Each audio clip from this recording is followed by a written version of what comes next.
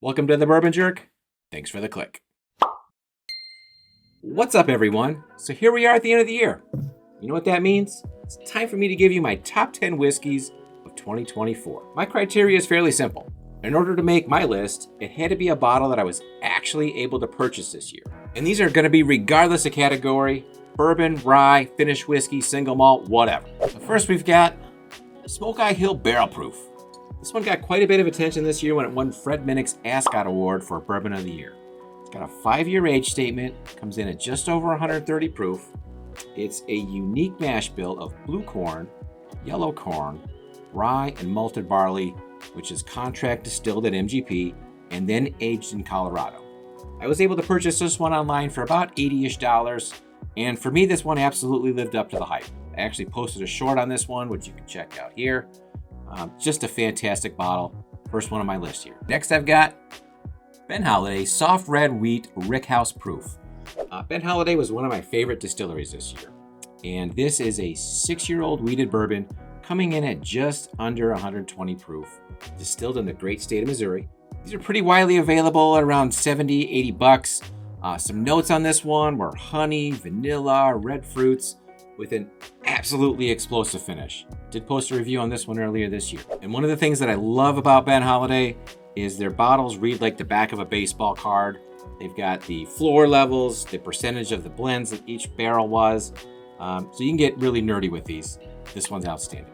Next, I've got the Rebecca Creek Double Barrel Spanish Oak. Now, this is 4-year MGP aged in Spanish Oak, then aged 2 more years in American Oak down in Texas. Sounds wild, right? The result is this super dark whiskey coming in at about 128-ish proof that's absolutely saturated with flavors. Coffee, chocolate, molasses, orange. It actually reminded me quite a bit of my 2023 Bourbon of the Year, which was the 13th Colony Double Oak. An outstanding bottle. These were available this year between $60 and $80. Next, I've got the new Riff Silver Grove Bourbon. Now, I had heard good things about the Silver Grove release from last year, so when we stopped at New Riff this past summer, I had to pick this one up. It is a distillery-only release with a $60-ish price tag.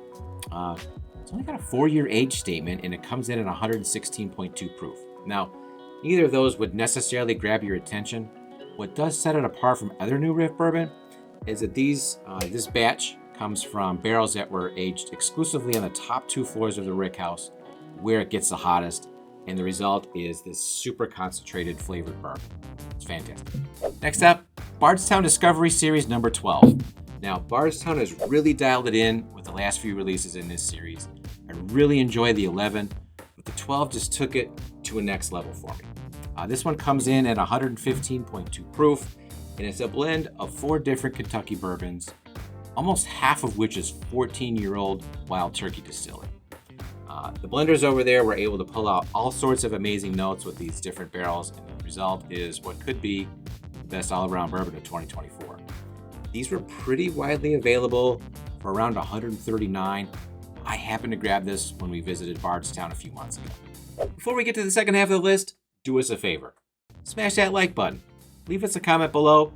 Subscribe to the channel as we're trying to get to 2,000 subscribers. Also, we've got a new Patreon group that we just started a few months back, Circle of Jerks. We've got paid tier as low as $1 per month if you'd like to help support us. Back to the list. Next, I've got the Wild Turkey Jimmy Russell's 70th anniversary. It's kind of like a souped up, more refined version of Wild Turkey 101. Of course, it's 101 proof. It does carry an 8-year age statement. To me, this does drink like an older bourbon that just hits all the classic bourbon notes, and of course that Wild Turkey funk. They made it sound like these were going to be pretty widely available, but I've actually yet to see this one local. I got my bottle with a little help from an out-of-state buddy. Cheers, Marty. Next, I've got Nashville Barrel Company, and this is a single barrel. The single barrel picks coming out of there never disappoint me, and to be honest, I probably could have picked just about any of these that I picked up this year. But the one that stood out just a bit more than the rest was this Frugal McDougal pick. And this one carries a 7-year age statement, comes in at 121.12 proof. It's sourced Tennessee bourbon that's then aged in Calvin Cooperage barrels. Just outstanding stuff. Next, EverNorth Spirits Arctic Spirit Volume 1. The Bourbon Junkies brand put out a lot of awesome blends and finished whiskeys this year, and this is arguably the best one. This was their first limited edition release, and it was released to coincide with the arrival of the coldest weather season here in Michigan. Their inspiration for this one, as I understand it, was Midwinter Night's Dram by High West, and I think they hit the mark and then some. It's a blend of MGP distilled 95.5 rye, finished in tawny, ruby, and wave stave barrels, as well as straight 52% rye whiskey distilled at Sagamore Spirits. These were available at the distillery, which is where I picked up mine, for about $100.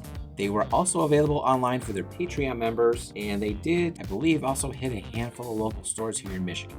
Speaking of wine finish ryes, another one that I just absolutely loved this year was this year's release of the new Riff 6-year 100% malted rye, finished in Spanish Oloroso and Pedro Jimenez sherry casks.